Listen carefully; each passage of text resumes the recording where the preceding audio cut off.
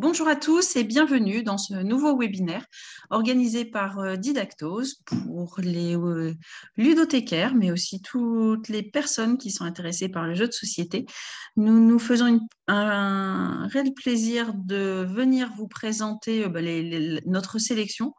Nous organisons ce webinaire à peu près tous les 3 mois pour vous en sélectionnant nos meilleurs jeux qui, pour nous, sont pour vous, ludothécaires, mais aussi pour les parents, pour les grands-parents qui cherchent quelques explications, quelques indications, quelques aides pour la sélection de vos jeux pour Noël. Comme d'habitude, je vous laisse un petit peu arriver, puis on va reprendre le cours classique de nos webinaires. Je vois qu'il y en a quelques-uns qui sont habitués, que l'on revoit régulièrement à chaque fois nos webinaires, mais pour les nouveaux, parce que je pense qu'il y en a quand même quelques-uns de nouveaux, je vais vous expliquer comment nous allons procéder. Donc, petite introduction, Étienne va vous parler un petit peu de Didacto, comment nous fonctionnons, etc. Et puis ensuite, Étienne et Laurence vont se relayer pour la présentation des jeux. Et moi, j'interviendrai entre deux pour vous montrer le site internet. Comme ça vous permet de voir la boîte fermée, parce qu'eux sont dans l'explication du jeu proprement dit. On essaiera de vous donner toutes les indications, de ne pas aller trop vite, mais surtout, vous pouvez intervenir pendant le webinaire. Alors, en bas, vous avez QR qui sont donc les questions-réponses où vous pouvez m'interpeller, nous interpeller sur le jeu, s'il y a besoin de plus de précision, si on est allé trop vite, s'il y a besoin d'explications supplémentaires. Et moi, j'interviendrai donc soit tout de suite lors de la présentation ou un petit peu plus tard si en fonction de la question. Voilà. Est-ce que le son, l'image, tout est bon pour vous? Est-ce qu'on va pouvoir commencer? Parce que je n'ai pas compté, mais habituellement, c'est au moins une vingtaine de jeux. Et en 1 heure, les jeux sont tellement passionnants et on veut vous raconter plein de choses dessus que le temps est parfois, ça passe trop vite. Écoutez, je pense que on va peut-être pouvoir commencer pour pouvoir vous donner un maximum d'informations et vous libérer dans le temps voulu.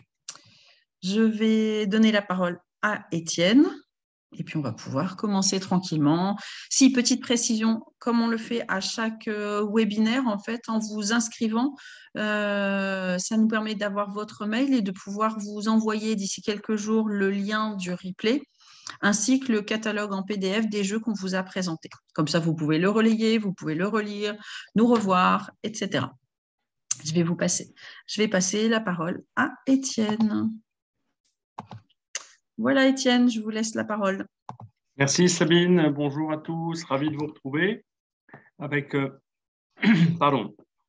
avec ce rendez-vous trimestriel donc destiné aux jeux de société pour les ludothèques, les médiathèques, les bibliothèques, les clubs de jeux, mais qui évidemment à cette époque de l'année a aussi un petit parfum de fête et de cadeaux de Noël.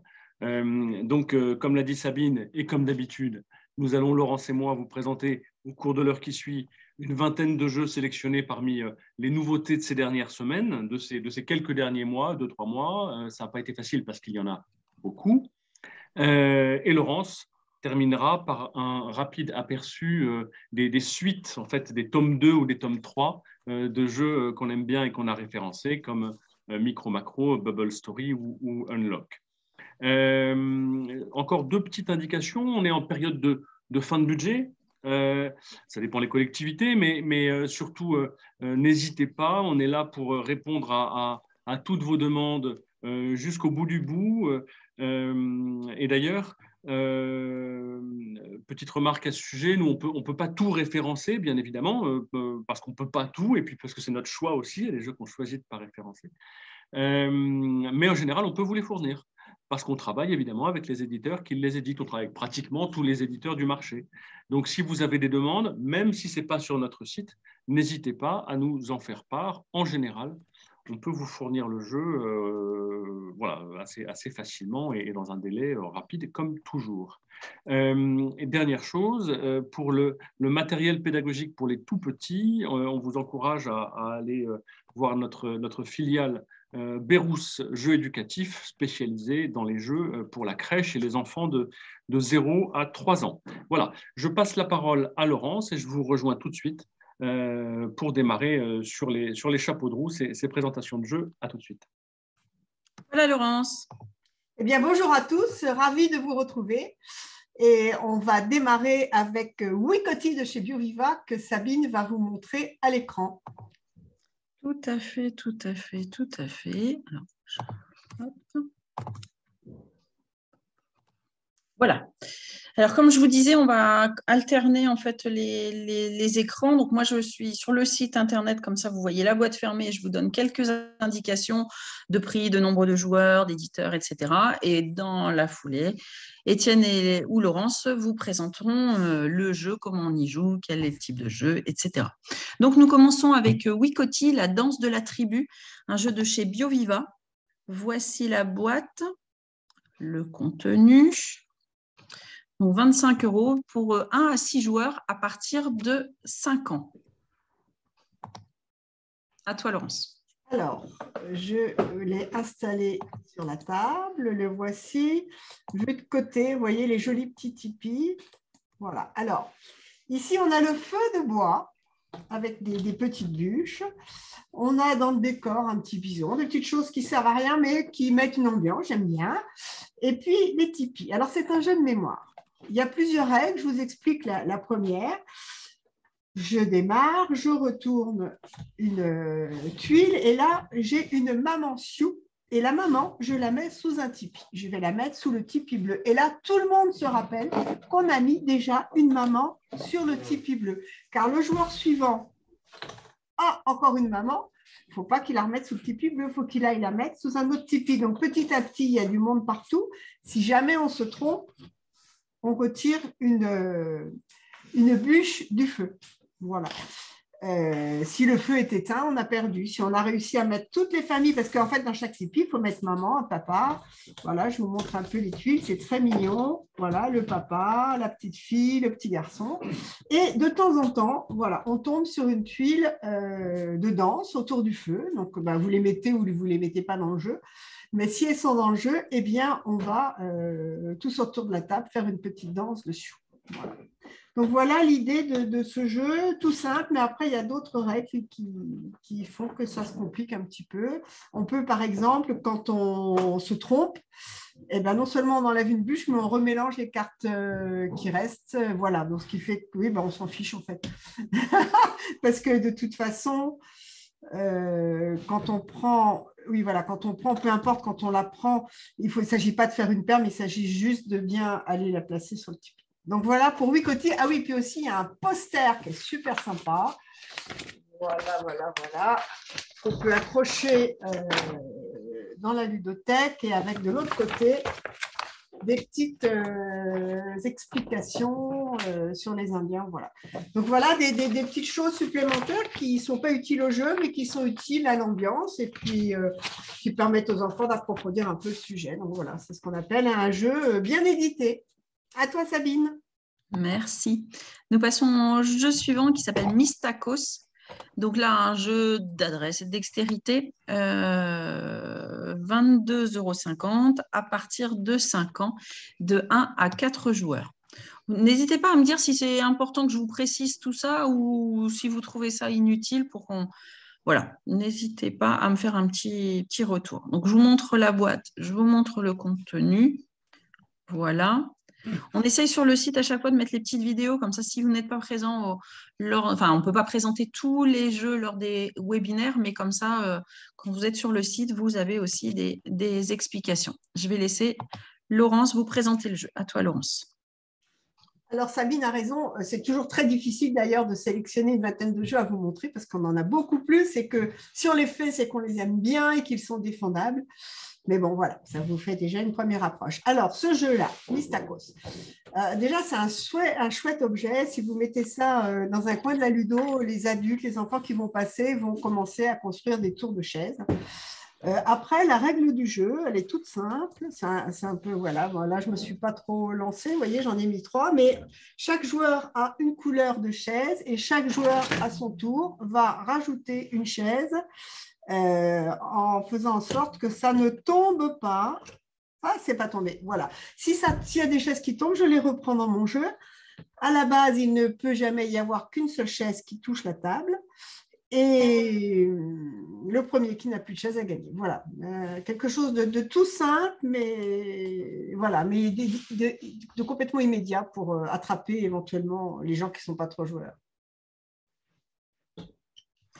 Merci Laurence. Alors, on passe au jeu suivant. Donc, après Mistakos, nous avons Ernest et Célestine. Un jeu coopératif, donc dans l'univers poétique d'Ernest et Célestine que vous connaissez certainement. 18,40 € pour 2 à 6 joueurs à partir de 5 ans. Donc, Laurence est prête et peut vous faire la présentation. Alors, Ernest et Célestine, ce sont des personnages que l'on connaît bien parce ce sont des héros de livres de littérature enfantine. Il paraît qu'il y a même un film qui sort en ce moment. Voilà, donc on a Célestine qui va démarrer de là. Voilà, hop, Célestine. Et on a Ernest qui va démarrer d'ici. Et on a des tuiles pour Célestine et des tuiles pour Ernest. Et vous remarquez qu'il y en a plus que ce dont on a besoin. Voilà. Donc, l'objectif, c'est qu'ils aimeraient bien se retrouver dans leur maison au milieu. Mais pour cela, il y a une petite épreuve. Alors, vous voyez là, je mets des jetons avec des symboles. Voilà. Et alors, je retourne une carte que je regarde en secret. Bon, là, entre nous, il n'y a pas de secret, je vous la montre, c'est une note de musique. Et je vais dessiner la note de musique dans le dos de mon voisin ou de ma voisine. Donc, il va ressentir ce que je dessine et il va montrer ici sur la table ce qu'il pense que j'ai dessiné dans son dos. S'il y arrive, voilà, qu'il montre bien la note de musique, eh bien, à ce moment-là, notre ami va avancer d'une case, ici. Voilà. Voilà, il était là, oui, c'est ça. Si jamais je me trompe, aïe, aïe, aïe, la police arrive. Il y a toujours la police avec Ernest et Célestine. Et voilà, et on met une petite tuile là. Donc, ce n'est pas très difficile, hein, mais bon, c'est pour les enfants. Si on ne s'est pas trop trompé, Ernest et Célestine vont se retrouver dans la maison et on a gagné. Si on s'est trop trompé, qu'on n'a pas été assez attentif, la police arrive dans la maison est bloquée et Ernest et Célestine ne peuvent pas se retrouver. Voilà. On a bien aimé l'originalité de ce jeu et puis les illustrations. Voilà, c'est tout doux, c'est sympa. Si votre ludo prête des jeux pour la maison, moi je vois bien ce jeu, une petite partie le soir avant de se coucher. Merci Laurence. Nous allons passer au jeu suivant qui est les clés magiques. Juste petite précision, là j'ai vu que quelques-uns nous ont rejoints avec quelques minutes de retard. Comme je disais, nous vous enverrons d'ici quelques jours le lien du replay par messagerie et ainsi que le catalogue en PDF des jeux que nous avons présentés. Donc si vous manquez quelques jeux au début de la présentation, ne vous inquiétez pas, vous pourrez les recevoir. Enfin, recevoir le catalogue avec tous les jeux. Donc, les clés magiques, le suivant que Laurence va vous présenter, coûte 25 € pour 2 à 4 joueurs à partir de 5 ans. Voici la boîte, le contenu. Donc, c'est un jeu, a priori, de stop ou encore que Laurence va vous présenter. À toi, Laurence. Même si on reste sur la même tranche d'âge, on a un peu classé les jeux par âge, on monte d'un cran quand même. On monte d'un cran, c'est un jeu qui est très original. Je vais essayer de vous le montrer un petit peu comme ça. Vous voyez, là, on a mis un château il y a un plateau de jeu qui se cale sur la boîte. Et il y a des petites clés partout dans les trous. Voilà, des petites clés. Et les clés peuvent ou ne peuvent pas ouvrir un trésor. Alors, moi, c'est un jeu, je le verrais bien nominé aux As d'or à Cannes, vraiment. Il est très original. Alors, c'est à la fois un jeu de parcours, c'est un jeu de stop ou encore. Le but, c'est de ramasser un maximum de petits diamants qui sont là dans le coffre. On sait que sur chaque clé, il y en a 3 qui vont ouvrir le coffre et 2 qui ne vont pas l'ouvrir. Et on sait aussi que plus on avance dans le trajet, plus les clés auxquelles on va pouvoir accéder vont nous permettre de gagner un plus grand nombre de diamants. Alors, comment ça se passe? Je jette les 3 dés. Je me remets du dessus. Hop. Voilà. J'ai jeté les 3 dés. Ici, alors celui-là, vous voyez, il dort. Ce dé-là, il est cuit. Voilà. Donc là, 1 plus 2, 3. Je vais avancer mon pion de 3. 1, 2, 3. Là, je peux prendre une clé violette. Mais bon, j'aimerais bien aller jusqu'au bleu parce qu'elle me rapporte plus. Alors, je tente le coup. Oh là là, j'en ai perdu un autre. 1. Ah non, il fait 4 celui-là. Super. 1, 2, 3, 4. Donc là, je ne retente pas de jeter celui-là. Je prends la clé et je vais ouvrir mon coffre. Ou pas. Mince, ça ne s'ouvre pas. Si je n'ai pas réussi à ouvrir le coffre avec la clé, je la garde devant moi. Et si à un moment j'ai perdu tous mes dés, je vais pouvoir jeter la clé dans l'étang magique et récupérer mes dés. Alors, je vais essayer de trouver une clé qui ouvre le coffre pour vous montrer quand même comment ça se passe. On va la faire comme ça. Voilà. Voilà. Et là, magie, ça s'ouvre et je prends le nombre de petits diamants qui vont avec la clé. Et dans ce cas-là, quand la clé a marché, je l'accroche ici sur le château. Ce qui fait qu'au fur et à mesure, on sait où sont potentiellement les clés qui vont plutôt ouvrir ou plutôt pas ouvrir. Et on sait aussi que la dernière, là, la clé dorée, elle marche toujours et on la remet là. Si on arrive au milieu du plateau, on peut récupérer tous ces dés. Et alors, oui, une chose importante, c'est que si je tente ma chance longtemps, un peu trop longtemps, donc que j'ai déjà bien avancé, mais que je perds tous mes dés, là, je ne gagne rien. Mais le petit personnage, il reste là, ce qui fait que celui d'après, il va pouvoir démarrer de plus loin. Donc voilà, un jeu avec plein de choses à gérer. Alors, si les enfants n'arrivent pas à tout bien calculer au départ, ce n'est pas grave, ça ne va pas les empêcher de jouer. Mais du coup, c'est intéressant, même pour nous adultes, parce qu'il y a plein de choses à prendre en compte. Donc voilà pour Clé magique. Laurence, j'ai une question. Oui. Est-ce que les clés sont solides? Ah oui, vraiment. Alors là, oui, aucun souci là-dessus. Tu nous la mets près de la caméra? Pardon? Oh. On est sur le côté. Voilà, oui, elles sont. Voilà. On ne peut pas les casser, les clés. Tout à fait. Voilà. Voilà. Merci. Donc, nous allons passer au jeu suivant. Dodo, qui est un jeu coopératif pour construire toutes les passerelles et le bateau à temps pour sauver l'œuf du dodo. On est un jeu à 35 €. Là, comme Laurence le disait, donc on monte un petit peu en gamme d'âge. On est à partir de 6 ans pour 2 à 4 joueurs. C'est un jeu de chez Loki. Voici la boîte et voici le contenu. J'essaie de descendre. Voilà, pour vous montrer un petit peu les informations, le temps qu'Étienne puisse s'installer et vous faire la présentation. À vous, Étienne. Merci, Sabine. Donc, Dodo, c'est un jeu en effet de chez Loki, comme l'a dit Sabine. Et Loki, en général, ils ne sont pas manchots avec la fabrication, le matériel. Donc, on a là un jeu qui, on peut dire, un jeu qui provoque un petit effet waouh, quoi, qui est vraiment très spectaculaire. Donc, le dodo, c'est cet oiseau-là qui a disparu depuis. Mais enfin, à l'époque, là, dans les îles du Pacifique, il était encore trouvable. Et comme il est un peu bébête, il allait pondre son œuf tous les ans sur le plus haut sommet de la montagne la plus escarpée. Donc, ce n'était pas très pratique et l'œuf avait toutes les chances de se casser la figure.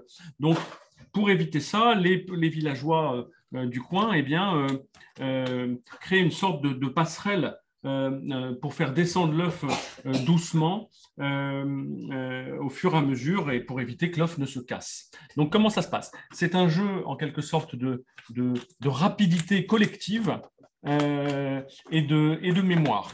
Donc, normalement, on a tous ces petits jetons là qui sont retournés. Et chacun à son tour va lancer le dé, je le mets là. Le dé qui contient l'ensemble des objets qui appartiennent aux villageois. Et donc, je lance le dé, je tombe sur une corde, je vais retourner un de ces petits jetons. Si je tombe sur une corde, eh bien, je peux mettre la corde sur une des petites planches qui est là. Si la planche est complétée, j'ai la 1 qui est là, donc c'est la première planche, on a 6 planches à mettre dans l'ordre. Si la planche est complétée, je la mets autour de la montagne pour qu'elle puisse permettre à l'œuf de dodo je vais me mettre peut-être au-dessus, vous verrez peut-être mieux. Quick, là je l'ai mise là, non on ne voit pas beaucoup mieux en fait. Pour qu'elle puisse permettre à l'œuf de dodo de descendre harmonieusement. Pourquoi? Parce que le grand truc de ce jeu, c'est vraiment très chouette, c'est que l'œuf de dodo, alors là le dodo se penche un petit peu à l'extérieur et commence à faire tomber son œuf. Et bien, et le dodo là, vous voyez l'œuf de dodo, il descend tout doucement le long de la montagne. Et à partir du moment où il a commencé à descendre, on lance le dé tous ensemble et on essaye de trouver les différents indices pour compléter les planches. Pour le coup, je suis un peu perdu. Pour compléter les planches au fur et à mesure. Donc là, j'ai ma deuxième planche à compléter vite, tous ensemble. Donc les autres peuvent me dire, mais oui, mais là, tu te rappelles, il y avait une hache, mais oui, là, il y avait une corde, mais oui, là, il y avait des clous. Et donc, quand on a complété la deuxième planche, on la met là aussi autour de la montagne, au fur et à mesure, jusqu'à ce que l'œuf de dodo arrive en bas et se loge sur le bateau, dans un petit emplacement prévu à cet effet. Vous voyez l'œuf qui continue à descendre doucement, c'est super marrant. Voilà. Donc il y a un petit effet un petit peu, il y a de la mémoire, on cherche tous ensemble. Et puis il y a un effet un petit peu quand même stressant lorsque l'œuf commence tout doucement à se rapprocher des zones où si on n'a pas mis la bonne planche, il se casse la figure, tout simplement. Voilà, donc un super cadeau, un super jeu de ludo, voilà pour dodo. Tiens, j'ai une question un petit peu technique où j'ai les bibliothécaires qui s'inquiètent de savoir si le montage-démontage de la montagne va-t-il résister longtemps? C'est une bonne question. La montagne telle qu'elle est faite ne se range pas montée, ça c'est clair. Ça c'est du plastique. Elle est bien faite, elle est costaud quand même. Elle est costaud une fois montée. On a plein de tous les supports pour les planches sont solides. Elle est bien calée. Ouais, je dirais oui. Je dirais oui parce qu'en fait, il n'y a pas d'éléments sur lesquels on appuie ou qui jouent les uns avec les autres, en fait. Donc, oui, je pense que je ne parierais pas qu'en ludothèque, la montagne soit encore là dans 5 ans, mais enfin, la qualité est au rendez-vous. Ok, merci. Alors, hop. Je suis perdue dans mes écrans tout en parlant, je vais y arriver. Hop. Comme ça, vous voyez ce qui se passe derrière. Voilà, excusez-moi.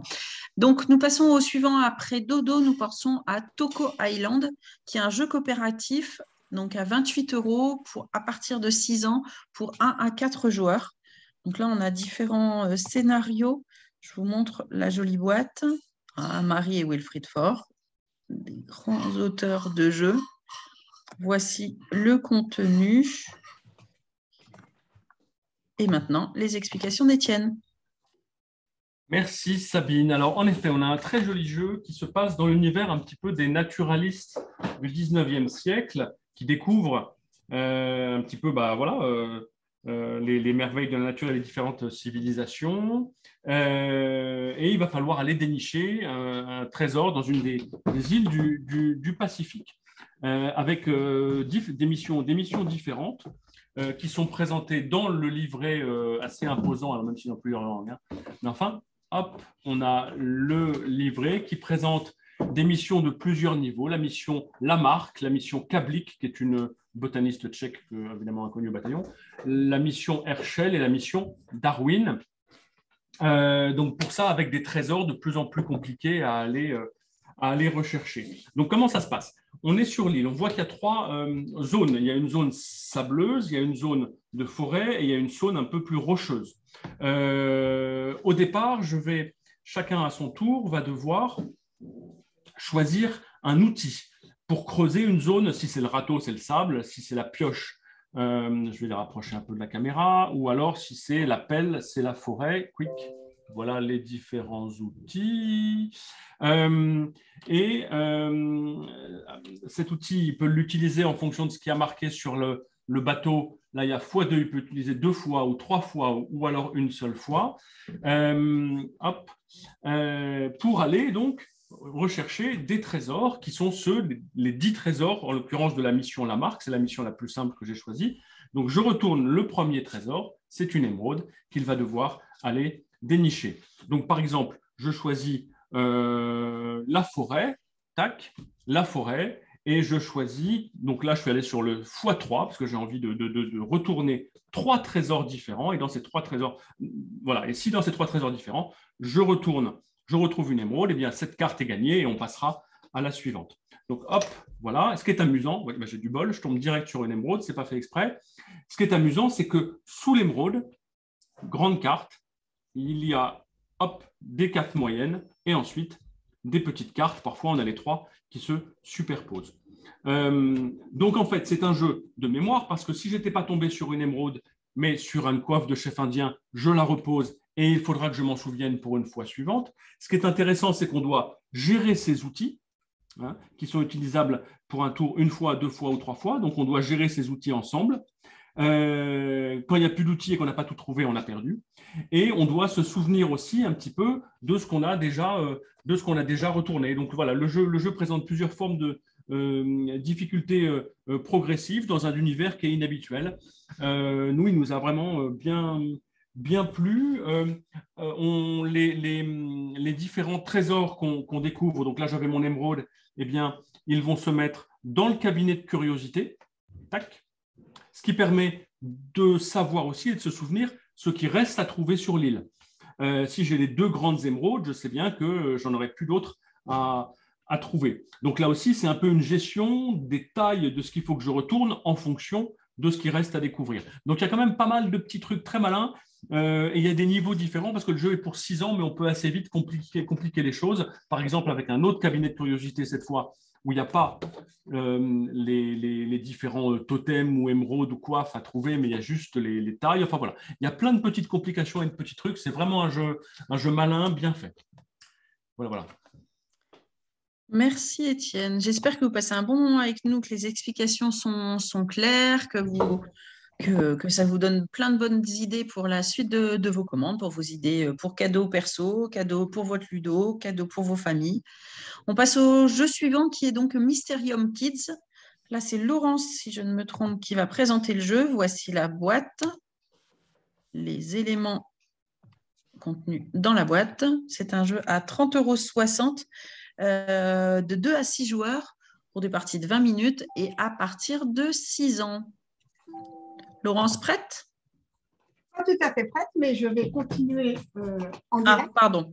Voilà, on jongle hein, pendant que Sabine nous présente. On change les jeux, on les installe. Alors, Mysterium Kids. Donc, vous connaissez les jeux Mysterium, hein, les jeux Mysterium.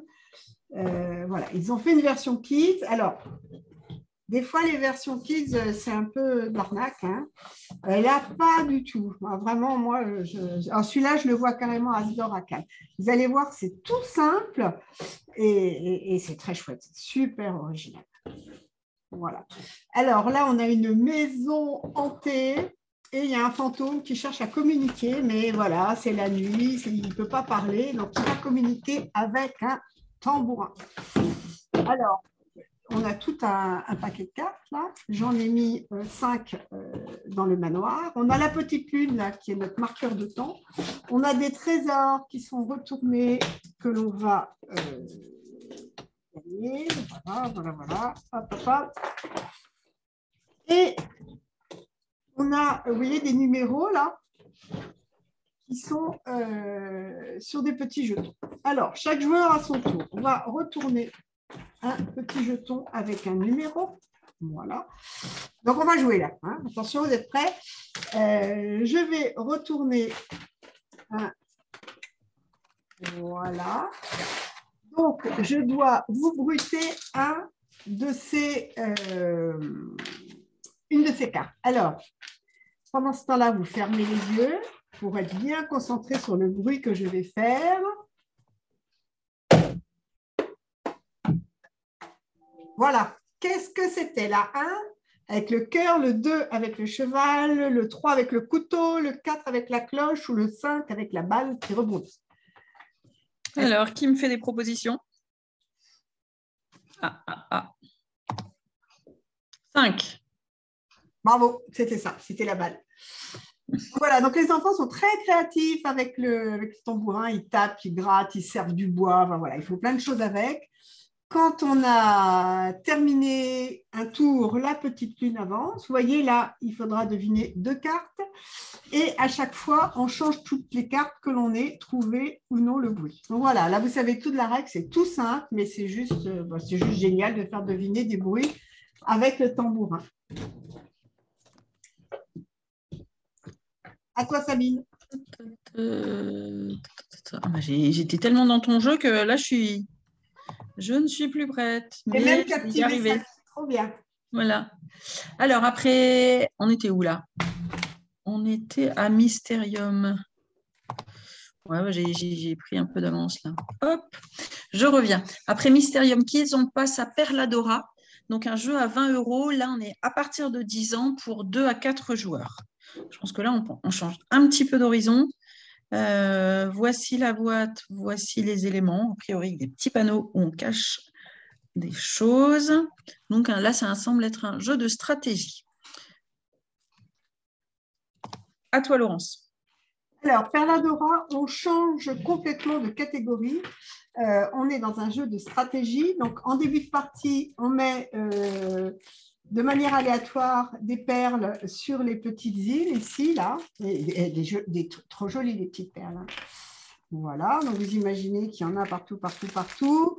Donc là, la règle dit juste qu'il en faut 1 fois 2, 2 fois 3, 3 fois 4, voilà. Mais on les met où on veut. Voilà.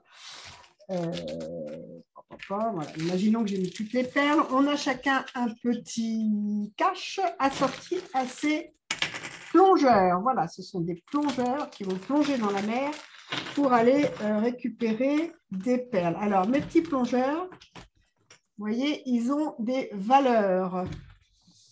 Voilà, ils ont des valeurs différentes. Donc, tout le monde a les mêmes valeurs. Hein. Donc, il y a plus de 1 et de 2 que de 4 et de 5. Et c'est pour ça qu'on a un petit cache. C'est pour pas que les autres voient où on en est. Donc, je mets mon cache, mes petits personnages derrière. Et après, vous allez voir, le jeu, il est tout simple. À mon tour de jeu, où je mets un de mes plongeurs, voilà, dans l'océan, face cachée pour qu'on ne voit pas la valeur qu'il a, ou alors je place 1 ou 2 barrières sur les petites lignes blanches pour en quelque sorte fermer mes petites fermes là de perles. Voilà. La seule chose, c'est que je ne peux pas faire un territoire plus petit que 4 cases. Donc là, avec ça, vous savez la règle. Hein, où je pose un personnage face cachée, ou je pose 1 ou 2 petites barrières. Par contre, de jouer, ce n'est pas si simple. Donc, petit à petit, l'océan va se remplir de plongeurs et de barrières. Et quand plus personne ne peut jouer, la partie s'arrête. Et à ce moment-là, on va retourner les plongeurs. Voilà, on va voir la valeur. Et chaque personnage qui a la majorité dans son enclos de ferme perlière va gagner les perles. Donc, voilà. Voilà la règle du jeu. Donc, on a bien aimé parce qu'effectivement, la règle, voilà, tout le monde peut la comprendre, c'est très rapide, mais à jouer, je ne vous raconte pas la dérouillée que j'ai prise quand j'ai joué. Voilà, c'était pathétique. Je ne sais plus qui a gagné. Moi qui ai gagné. Parce qu'en fait, on se fait surprendre, quoi. On se dit, ah là, ça va être bon, j'en mets un gros et tout. Puis, crac, quelqu'un met une barrière à un endroit qu'on n'avait pas imaginé et on perd le contrôle de la ferme. Oui, ça prouve aussi on ne vend pas, on ne vous vend pas seulement des jeux qu'on a juste trouvés quelque part. On prend les jeux, on joue avec, on peut vous les expliquer et on sait pourquoi on vous les vend. Ça, c'est sûr. Enfin, c'est un métier difficile. On passe au jeu suivant qui est le Club des Aventuriers. Je crois qu'on va repasser avec Étienne pour la présentation. C'est un jeu à 25 € de 2 à 5 joueurs à partir de 8 ans. Donc, voici le contenu, un petit peu plus grand. Donc là, vous voyez en ce moment, donc là sur le site, vous voyez qu'il est bientôt de retour en stock. N'hésitez pas, enfin voilà, sur le stock tous les jours, je vous assure qu'il varie beaucoup, beaucoup, beaucoup. Les camions arrivent nous livrer et les camions repartent avec plein de cartons. Donc les stocks varient beaucoup. N'hésitez pas à mettre des petites alertes pour être prévenu quand le jeu est disponible. À vous, Étienne, pour la présentation du jeu. Merci Sabine. Alors bien évidemment, vous l'avez deviné, c'est moi qui ai foutu une dérouillée à Laurence sur le jeu précédent. Je ne suis pas sûre, c'était pas moi. Non, je vous assure. C'est tous deux alors. Alors, le Club des Aventuriers, on passe sur un jeu totalement différent. C'est un jeu coopératif, narratif, imaginatif, qui laisse plein de place à l'imagination avec une mécanique qui est très originale. On a un petit livret avec 12 histoires différentes et rien n'empêche d'en inventer d'autres. Chaque histoire, donc on a un début d'histoire qui raconte un peu la situation et puis à chaque fois après, des petites situations qui appellent de la part des autres joueurs. Donc moi, je suis le narrateur, je lis le début de l'histoire et je vais faire des propositions aux autres joueurs qui vont devoir discuter entre eux et apporter une réponse à la situation donnée. Et puis après, l'histoire se développe, les situations évoluent jusqu'à la fin. Donc, globalement, chacune des 12 missions propose 5 sous-missions, 5 énigmes différentes. Voilà. Comment est-ce qu'on répond à ces différentes énigmes? Avec plein de cartes d'objets, des menottes, un poisson-scie, une brique, une poêle à frire, une boîte d'allumettes, etc., etc. Comment ça se passe? Là, j'ai choisi une histoire qui s'appelle Noël chez les Blanchards. Et à un moment dans Noël chez les Blanchards, eh bien, le Père Noël se retrouve, on le voit, coincé dans la cheminée. Alors, je suis un des joueurs. Chaque joueur a 10 cartes en main. Et lorsque c'est son tour, le joueur choisit 2 cartes dont il se dit que ça va être les cartes les plus adaptées pour répondre à la situation en question. Donc, comment décoincer le Père Noël de la cheminée. Mais il y a aussi des cartes qui ne sont pas du tout adaptées pour répondre à cette situation. Donc, en fait, globalement, parmi les 10 cartes que j'ai là, j'en choisis 2, celles qui me semblent correspondre à la situation. Je ne vais pas vous dire lesquelles parce que vous allez deviner. Et 3 qui me semblent ne pas du tout répondre à la situation. Voilà. Donc, j'en enlève 5. Globalement, je prends, il y a des cartes que j'enlève parce qu'elles ne me semblent pas du tout intéressantes. Tac. Et tac. Voilà. Là, moi, j'ai mes 5 cartes que j'ai mises sur la table. Et maintenant, c'est aux autres joueurs de suivre un peu mon raisonnement et de se dire, OK, qu'est-ce qui globalement permet au Père Noël de sortir de la cheminée et qu'est-ce qui n'a rien à voir avec la situation globalement. Donc là, tout le monde va se mettre à discuter. Mais non, mais alors si tu fais ça, si tu mélanges les 2 objets, ça va bien se passer, etc. Moi, mon raisonnement, est-ce que quelqu'un a vaguement une idée peut-être? Non. Là, on a un rouleau de papier toilette, une banane, un seau, un vieux fer à repasser et une aiguille. Est-ce que quelqu'un a vaguement une idée de je m'y prends? Est-ce que quelqu'un est aussi tordu que moi? C'est pas sûr. Non, pas d'imagination. Non? Alors, voilà. Moi, je me suis dit qu'une banane, ça glisse. Et donc, on peut enduire le Père Noël de bananes pour l'aider à sortir de la cheminée. Et puis, si ça ne va pas, réellement, on le pique avec la seringue pour le faire réagir comme ça et que un peu nerveusement, il puisse sortir de la cheminée. En revanche, le rouleau de PQ, je ne vois pas du tout ce que ça fait là, ni le seau, ni le fer à repasser. Donc là, en fait, ce à quoi on s'attend, c'est à ce que les joueurs discutent. Ils disent, mais oui, mais tu prends le seau, tu mets de l'eau savonneuse, tu le lances dans la cheminée. Les gens inventent des trucs. pas possible. Et évidemment, c'est la discussion qui fait l'intérêt de la chose. Si on est bon, on avance sur la petite échelle. Si on a mauvais, on retire un de nos jokers. On a 3 jokers pour l'ensemble de la mission. Je peux vous dire que c'est vachement sympa en famille, entre adultes, avec des enfants, et les enfants, à partir de 8 ans, vraiment en redemandent. Et encore une fois, c'est assez facile derrière d'aller inventer une petite situation marrante, tragique, voilà, liée. On offre ça le soir de Noël, on invente une petite situation au moment de Noël avec un gâteau qui brûle, avec grand-mère qui prend les cheveux dans je ne sais pas trop quoi. Enfin voilà, on peut tout faire. C'est vachement marrant, donc un vrai succès et un jeu voilà, original qui pour moi fait partie de mes best-of de l'année. Voilà, merci.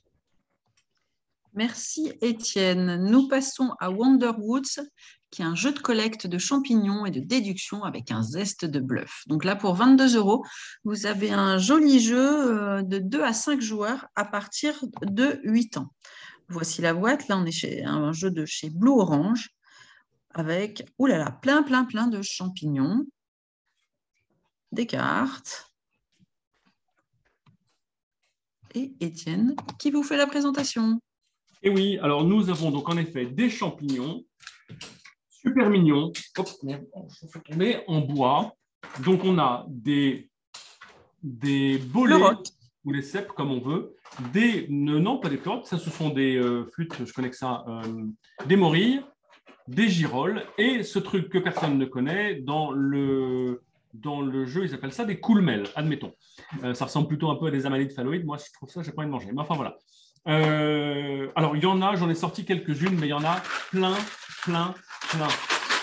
Des dizaines et des dizaines, tout en bois. Ils ont fait un super boulot d'édition. Donc là, j'en mets quelques-uns, chacune sous son coin. En l'occurrence, c'est le coin des coulmelles.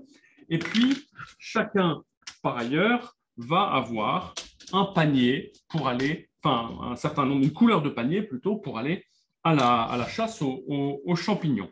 Donc, en fait, chacune de ces espèces de champignons a une valeur qui est de 1, 3, 5 ou 7. Évidemment, on ne sait pas ce que c'est au début, et on va donc récolter des champignons, et chaque champignon récolté sera à la fin multiplié par la carte de la valeur qui est accordée à l'espèce de champignon. Donc évidemment, si j'ai récolté plein de champignons d'une valeur de 7, je suis bien parti pour écraser mes adversaires. Comment ça se passe? Donc au début, pour chaque espèce de champignon, je bats les cartes et je mets une carte d'une valeur inconnue sous le coin à champignons en question.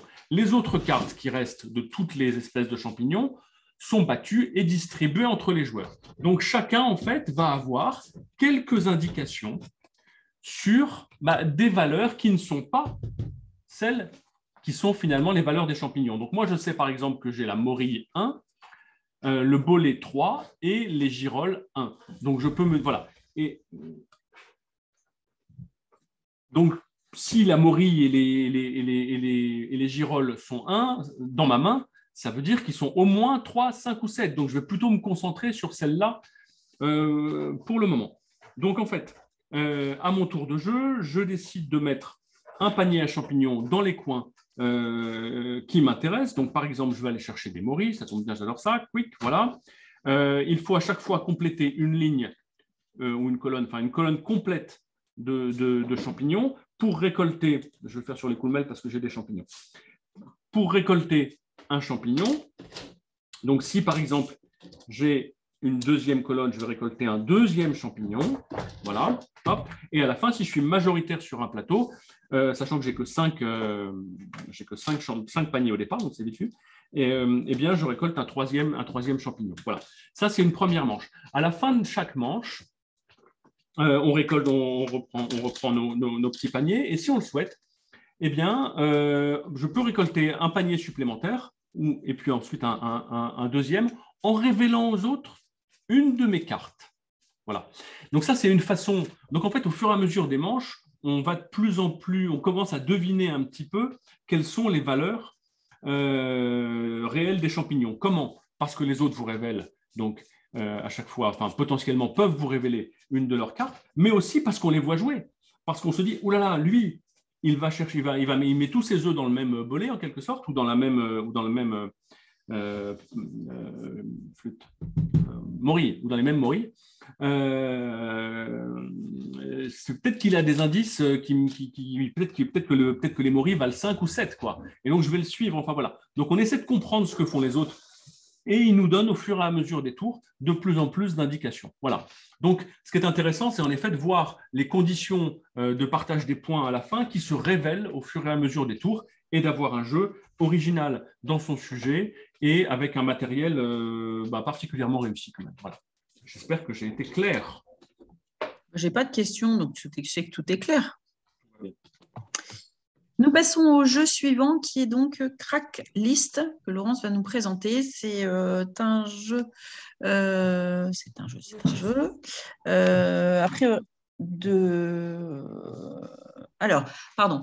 de cartes et d'ambiance qui combine le meilleur du petit bac et du Uno. C'est un jeu à 20 € pour 2 à 8 joueurs à partir de 10 ans. On a une boîte qui est très très neutre et a priori plein de cartes à l'intérieur. Alors, ah mais non. Alors. Vous êtes même 2 à présenter le jeu. Alors, oh là là, 2 pour le prix d'un. Allez. On va essayer de faire un début de partie. Alors, Cracklist, ça tient du Uno et du petit bac. On a découvert ce jeu à Vichy et quand on nous a dit ça tient du Uno et du bac, on a fait... Et puis, on a fait une partie parce que quand même, on est des gens consciencieux. Et en fait, voilà, c'est génial. On s'éclate avec ce jeu. Et d'ailleurs, on en a déjà vendu plein. Donc, je pense que le buzz a fait son effet. Alors, on a d'une part des cartes, vous voyez, avec des lettres, avec, changement de tour, des stops. Là, si j'ai placé un Z, comme c'est compliqué, je vais distribuer gratuitement 3 cartes à mes adversaires, alors que le but, c'est de ne plus avoir de cartes. Donc, des lettres. Et puis, il y a aussi des cartes Cracklist, voilà, qui vont permettre de changer le thème. Et des cartes avec des thèmes, voilà. Il y en a plein. Et il y a aussi, alors je ne sais plus si c'est une application ou un site internet où il y a encore plein d'autres thématiques possibles. Donc, il y en a 3. Alors, voilà, hop, comme ça. Donc, on distribue 8 cartes à chaque joueur. Voilà. 3, 4, 5, 6, 7, 8, on s'en fout, ouais, hop, voilà, hop. Voilà. Je retourne une carte, et là, il y a comme thématique défaut de l'un d'entre nous. On va prendre ça. Non, ingrédient pour une salade et mot synonyme de garçon. C'est moi qui choisis. C'est un peu loin, on n'arrive pas à le lire. Bon, ingrédient pour une salade, c'est le thème du milieu. Voilà. Donc, merci. Voilà. Eh bien, voilà. Donc, on commence et hop, de là, je vais le mettre au bon endroit, de la roquette. Très bien. Moi, je dis des saucisses. C'est bien des saucisses dans une salade. Miam, c'est léger. Nous avons des artichauts. Ouais. Des pommes de terre. Et j'en ai marre de ce thème, donc je fais Cracklist, boum, et je change de thème. Je me retrouve avec la carte suivante. Les spécialités culinaires françaises. À vous, Laurence.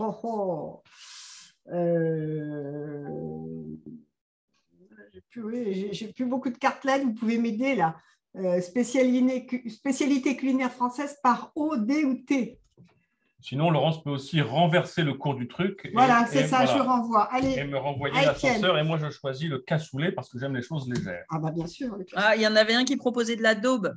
De la daube. Ah, c'est magnifique, ça, oui, tout à fait. Nous avons des frites parce que dans le Nord, ça va. Hein. Voilà. Tarte tatin. Tarte tatin, oui, merci. Moi, écoutez, je lance un joker parce que là, je n'ai plus d'idée. Oui, mais joker, ça veut dire joker, il faut dire un truc. Ah bah oui, avec la lettre de son choix. Alors, moi qui suis normand, je vais prendre, la tartiflette. Écoutez, un petit Neuchâtel. Ah non, pardon, j'avais pas vu. Normande tartiflette.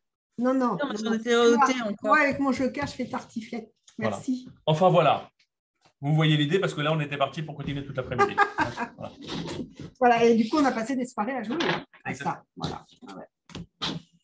Voilà, Cracklist. Étienne, on reste ensemble. Ah bon?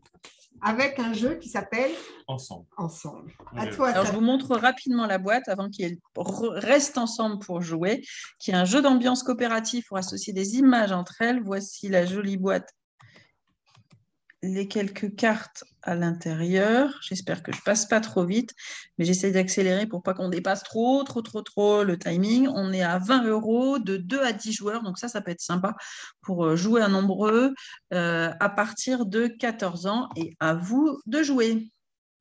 Alors, Ensemble, c'est un jeu où on va faire des associations et il faut faire les mêmes associations. Donc, on a chacun des petites cartes pour voter.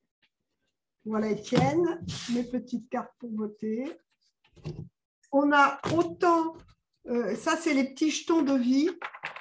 On en a autant que de joueurs. Donc là, on ne va pas en avoir beaucoup. Hein. Voilà, 1, 2, on va avoir 2 jetons de vie. Hop là. Et on commence avec une carte ici et 2 cartes là. Voilà. Et Étienne et moi allons voter. Vous voyez, là, c'est un livre. Ici, il y a quelqu'un qui a l'air très enrhumé et très couvert. Et là, on a des hippocampes. Donc, c'est le 1 ou le 2. Et on va voter pour le 1 ou le 2, c'est-à-dire l'association qui nous semble la plus valable avec les livres. Alors, voilà. Moi, j'ai voté. Voilà, on retourne. Oh, non, mais vraiment, comme d'habitude. Les hippocampes, ça lit pas. Mais non, mais c'est l'idée de faire un livre autour des hippocampes de la nature, parce que un livre avec un mec qui se mouche, ça n'a aucun intérêt. Alors moi, c'était pas ça. C'était comme j'étais très malade. Je suis restée au chaud et j'ai bouquiné. Bon, voilà, c'est l'intérêt du jeu, quoi. Voilà, donc là, on a perdu une vie. On commence très mal parce que normalement, quand il y a 2 cartes, c'est assez facile. Et à chaque fois, alors là, c'est égal, mais imaginons que le bonhomme enrhumé ait gagné le plus de voix. Il remplace cette carte-là et on en rajoute ici. Voilà. Voilà. Et au fur et à mesure, il y a de plus en plus de cartes. Et donc, on se trompe de plus en plus. Et l'idée, c'est d'aller le plus loin possible, voire jusqu'à 9. Voilà pour Ensemble. Merci. Alors, le jeu suivant, c'est Turing Machine. Jeu de déduction. Non. Maudit. Ah, Maudit. OK. Ouais, mais on ne m'avait pas dit où il était mis. Hein. Maudit, oui, tout en direct. Je vais y arriver.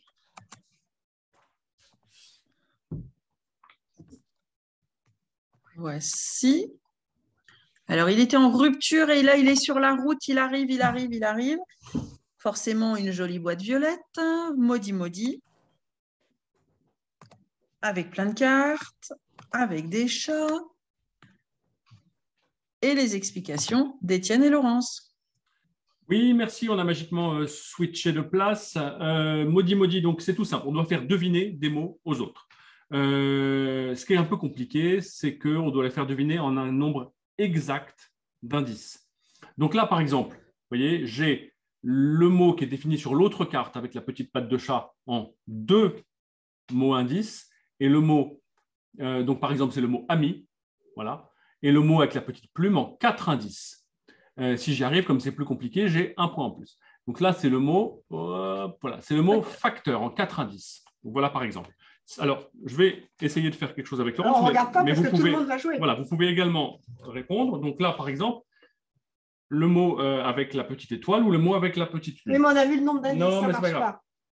Alors, si je vous dis, par exemple, froid, et donc à chaque fois, tous les joueurs peuvent donner une réponse. Polaire. Donc moi, il faut que j'aille pas trop vite, parce que si je dis quelque chose de trop évident, je me trompe. Si quelqu'un donne la réponse en le nombre exact d'indices, lui, comme moi, on marque des points. Si il donne la réponse avant, lui marque des points, mais pas moi. Voilà. Et s'il ne donne pas la réponse, personne ne marque de points, évidemment. Froid, polaire. Donc évidemment, ce n'est pas ça. Deuxième indice, je vais dire choc. Choc. Si vous avez des idées, écrivez-les pour Sabine, qui les dira. Froid, accident. Choc. Glace. OK. Donc, c'est toujours pas ça. Mon troisième indice, c'est Titanic. Iceberg, exactement. C'était ça. Là, je dis bravo, Étienne. Hop. Voilà. Ouais, bravo Laurence aussi. Oui, mais c'était Non, facile. et bravo, a priori, ça doit être, je pense que c'est Valérie qui a dû gagner, qui a proposé aussi Iceberg. Voilà. Je pense Donc que là, le l'idée, nom, c'est c'est peut-être ensemble une qu'on Valérie. s'explique un peu au fur et à mesure de se rapprocher du mot qu'on veut faire deviner. Et quand on a des trucs à faire deviner en 4 ou en 5, c'est quand même assez coton. Voilà. Donc très rigolo, petit jeu d'apéro, super facile à mettre en place et à jouer. Un vrai best-seller d'ores et déjà, maudit chez Cocktail Games. D'ailleurs, il a Oh, été. pardon, c'était pas Valérie, c'était Vanessa, excusez-moi. Voilà. Enfin, c'est le jeu auquel j'ai le plus joué récemment. Vraiment, que du bonheur. À toi, Sabine. Oui, alors après Maudit Maudit, nous allons à Turing Machine, comme je vous l'avais indiqué. Donc là, on est sur un jeu de déduction pour trouver un code secret en interrogeant la machine grâce à un système astucieux de composé de cartes perforées. C'est un jeu à 37 €. Là, on est chez les grands, c'est à partir de 14 ans pour 1 à 4 joueurs. Une jolie boîte perforée, et des cartes perforées. Et maintenant, c'est Étienne qui nous explique. Ouais, alors là, on est vraiment à un autre niveau, hein, je ne veux pas se mentir. On va pas se mentir. La 4, c'est A. J'ai un peu zappé le truc. Où est la règle du jeu, chère Laurence? Elle est là-bas, peut-être dans la boîte. Merci. Hop. Je positionne les trucs correctement. 4, 9, 11, 14. 4. Excusez-moi, ça demande un petit peu de mise en place. 11, 9 et 14. Et on a après 447 qui se met comme ça. 646. Est-ce qu'on voit bien? Oui. 566, c'est comme ça. Voilà. Donc, en fait, on va devoir faire deviner un code aux autres joueurs un peu à la manière du mastermind. Voilà, le code, il est composé de chiffres qui vont de 1 à 5, 1 à 5, clac, et qui sont en 3 couleurs, bleu, jaune et violet. Il n'y a pour chaque énigme qu'un seul code possible. La boîte propose 20 énigmes. Et il y en a sur le site internet auquel on accède facilement à travers un QR code, plus de 7 millions. Donc ça va, il y a de quoi jouer. Donc, en fait, c'est vraiment un jeu mathématique assez costaud où il va falloir faire des déductions à chaque fois. Donc, par exemple, au début, évidemment, on y va un peu au hasard. Donc, moi, je sors le 2, bleu, le 4, jaune et le 5, violet. Tac, voilà. Que je vais superposer, n'est-ce pas? Voilà, clac. Et je vais les confronter à des hypothèses. Par exemple, l'hypothèse sur la petite carte A, c'est sur la valeur du jaune. Donc, par exemple, là, la valeur du jaune peut être inférieure à 4, égale à 4 ou supérieure à 4. Là, moi, je teste la valeur du milieu égale à 4, puisque j'ai pris 4. Okay. Comment est-ce qu'on teste ça? Avec la carte qui est là, hop, que je retourne, que je glisse en dessous de mes 3 cartes, et je vois que, hop, c'est un petit vert qui sort. Donc, j'ai du bol, parce que c'est vraiment un peu du pifomètre, là. Donc, en fait, j'apprends d'ores et déjà que le jaune est égal à 4. Si j'avais pris la carte, non pas 4, mais la carte 3, eh bien, j'avais une petite croix rouge. L'hypothèse testée, c'est-à-dire que le jaune est égal à 4, n'était pas bonne. Ça me donnait une première indication, ça ne m'en donnait pas plus, ça pouvait toujours être 1, 2, 3 ou 5, mais en l'occurrence, là, voilà, j'ai eu du bol avec mon 4. Et je vais à chaque tour pouvoir tester jusqu'à 3 hypothèses différentes pour pouvoir, au fur et à mesure, m'approcher de la vérité. Donc, par exemple, là, on vérifie la valeur du bleu par rapport à celle du jaune. Voilà. Là, on vérifie, cet indicateur vérifie le nombre de fois où le chiffre 3 apparaît dans le code. Donc, s'il apparaît déjà une première fois, je sais qu'il n'est pas dans les autres couleurs, etc., etc. Donc, voilà, au fur et à mesure des manches, on avance jusqu'à ce que quelqu'un ait l'impression d'avoir trouvé le le bon code. Donc, c'est un peu un mastermind, sauf que là, il n'y a pas de personne qui joue le rôle du master en face. On joue un peu contre une sorte d'ordinateur, d'intelligence artificielle en quelque sorte. C'est pour ça que les créateurs sont des Canadiens, c'est Spesco. Non, pardon, c'est Scorpion Masqué, des Canadiens aussi. C'est pour ça qu'ils ont appelé ce jeu Turing Machine du nom du mathématicien Alan Turing, qui était un codeur extrêmement brillant de la Deuxième Guerre mondiale. Voilà, donc un jeu quand même, il faut rentrer dans la mécanique, mais les règles sont bien faites, il est bien expliqué, et une fois qu'on l'a fait, ça va, on est lancé pour la suite. Voilà, merci à Laurence. Non. Alors, moi, la suite avec Disc Cover, qui est un jeu d'ambiance coopératif pour associer des musiques à de magnifiques illustrations. C'est un jeu à 25 €. C'est encore un jeu Blue Orange à partir de 7 ans pour 3 à 8 joueurs. Voici la boîte et voici les magnifiques cartes à l'intérieur. Enfin, quelques exemples des magnifiques cartes à l'intérieur. Et c'est Étienne qui va vous les présenter. Alors, en effet, Blue Orange a fait travailler 74 illustrateurs différents avec, pour illustrer 100, comme son nom l'indique, discover, 100 pochettes de disques différents avec des styles complètement différents, divers, qui vont correspondre à des styles et des ambiances musicales. On est un peu en mode Dixit avec des cartes qui ont plusieurs niveaux de lecture. Qui sont plus grandes, donc on peut aussi utiliser dans plein d'autres jeux. Voilà, donc moi je sors 4 cartes au pifomètre, c'est pas du tout préparé, les 4 premières que je vais mettre ici. Donc là j'ai un bonhomme, je ne sais pas si on le voit bien, qui est un peu dans une sorte de mine de charbon comme ça. Il ne faut pas interpréter. Comment? Il ne faut pas le lire. Bah, je dis non, vous interprétez. Comme vous voulez, d'accord, j'interprète pas, mais c'était pas pour être sûr que tout le monde voit bien. Bon, ok, je me tais. Donc là, la 4e et la 3e. Et ensuite… La 3e, on ne va pas bien la voir. On ne voit pas bien. Je veux remonter tout le bousin. Hop, voilà, on y voit bien. Et ensuite, qu'est-ce qu'on fait? Eh bien, on lance une playlist. Alors, on a soit, évidemment, chacun nos petites playlists, soit, pardon, je lance mon iPhone, soit les playlists qui sont proposées dans le jeu. Il y a un QR code et on a plein de playlists qui sont proposées. Voilà, donc là, moi, j'ai fait la playlist de Tribuo, qui est l'éditeur, et je lance une chanson. Et il va falloir que chacun, avec un petit compteur qui va de 1 à 4, indique quelle est la pochette de disque qui lui semble la plus adaptée. Donc, c'est vachement marrant.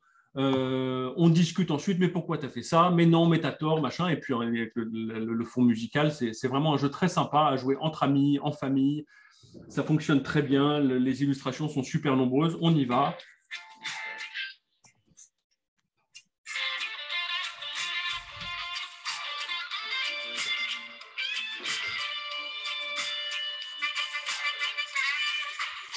Voilà. Ça dure 30 secondes, ce sont des petits extraits Spotify.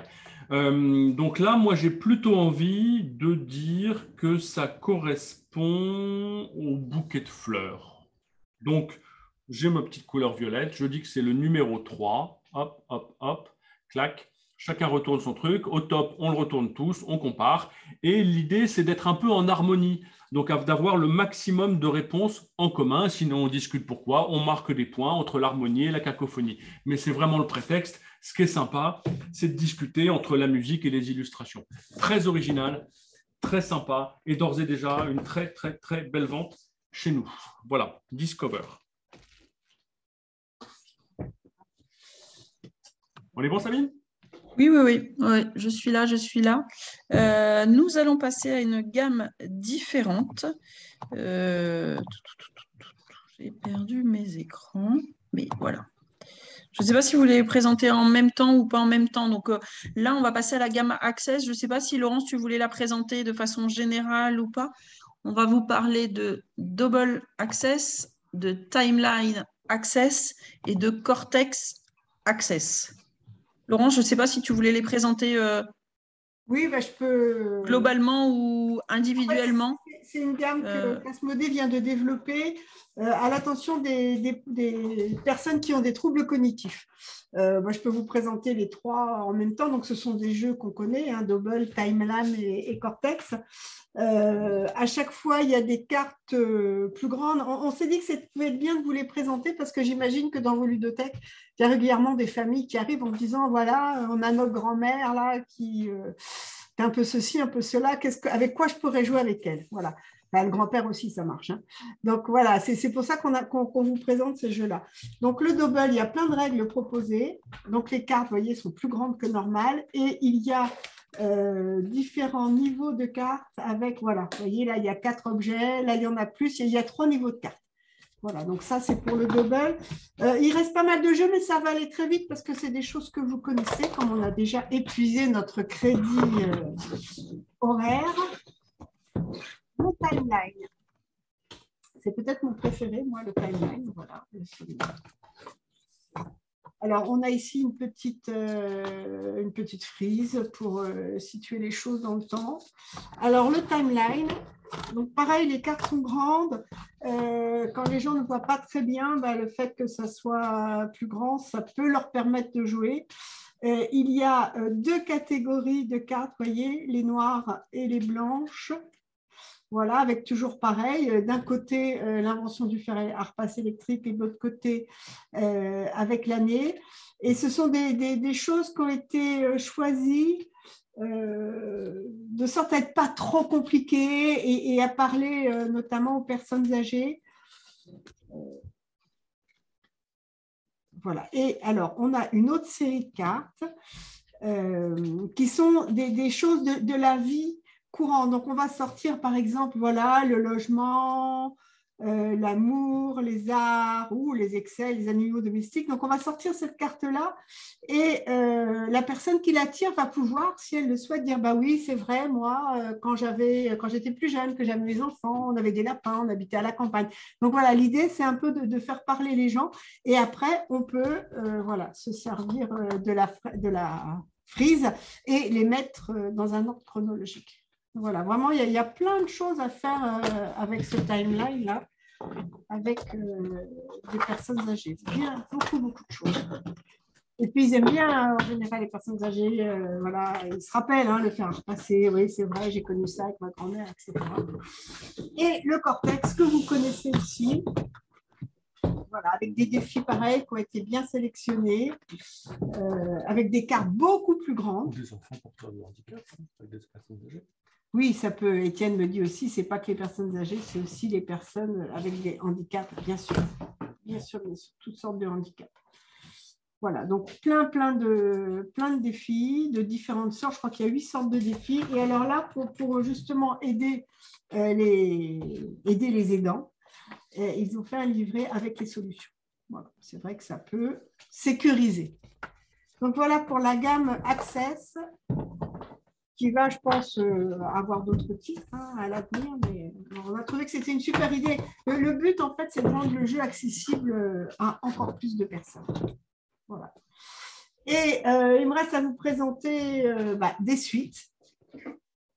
Encore un Dobble. Il faut venir avec moi, tiens. Non. Encore un Dobble Teams. Alors là, pareil, des grandes cartes. Alors, avec beaucoup de sujets, par contre, sur chaque carte. Et plein de règles du jeu. Voilà. Donc, en collectivité, ça peut être sympa pour... voilà, vous voyez, là, on a 8 règles du jeu. Et team, ça veut dire qu'on y joue en équipe. Hein, donc, ça peut être 2 contre 2, 3 contre 3. Et des grandes cartes. On s'est dit qu'en collectivité, ça marchait bien.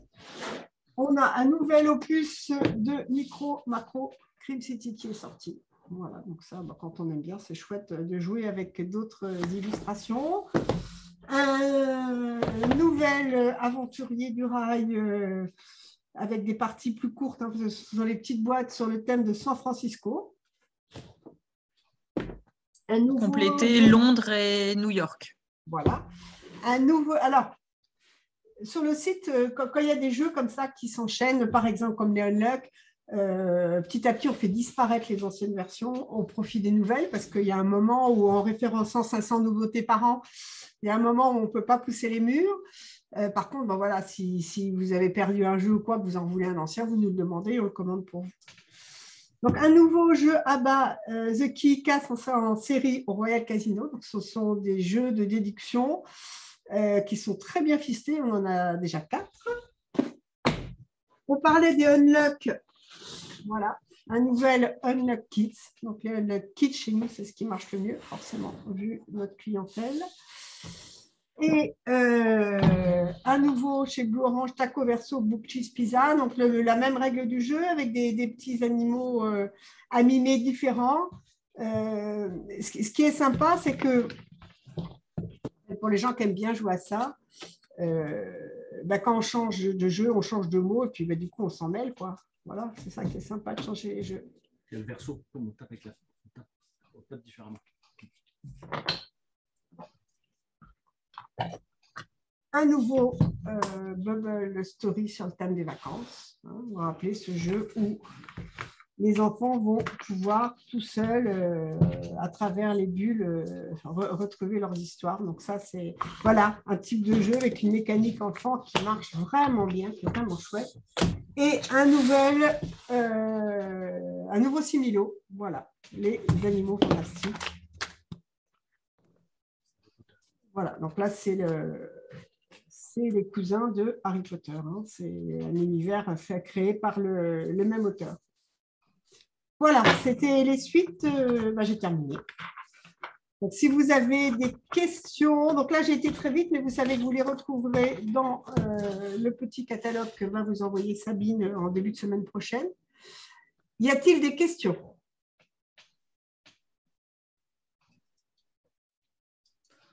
1, 2, 3 soleils, pas beaucoup de questions. Non, pas de questions. J'espère que la sélection vous a plu. Allez, je vais revenir également. Hop. Donc, les webinaires, maintenant, ça sera pour l'année prochaine. Si vous avez des idées, des besoins thématiques, écoutez, n'hésitez pas à nous faire un petit mail et si on peut le faire, ça sera avec grand plaisir.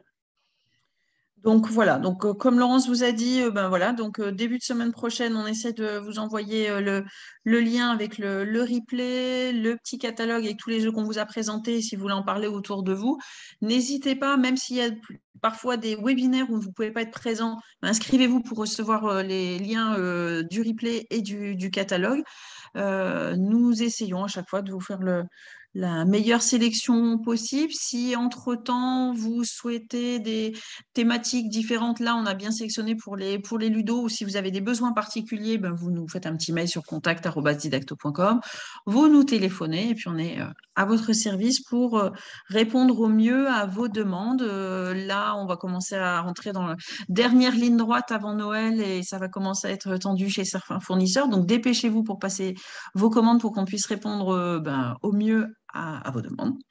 Voilà. Et je ne sais pas si Étienne ou Laurence, vous avez encore quelque chose à ajouter. Non, on vous souhaite une très belle fin d'année, avec un peu d'avance, des belles fêtes de fin d'année. Et on vous dit à bientôt par mail ou au téléphone et visuellement à l'année prochaine. J'ai bien lu, il y en a qui nous disent il faudrait faire ce webinaire-là un petit peu plus tôt. Oui, on a été un petit peu pris par le temps sur cette fin d'année entre l'arrivée de Bérouz qu'Étienne vous a présenté, vous a expliqué, et puis donc voilà, donc on a placé peut-être un petit peu tard. C'est noté pour l'année prochaine. Mais on le note et on tient bien compte de vos remarques. On vous remercie pour votre attention, pour être toujours aussi nombreux à nos webinaires, et puis on vous souhaite une bonne fin d'après-midi, un bon week-end et à très bientôt. Au revoir.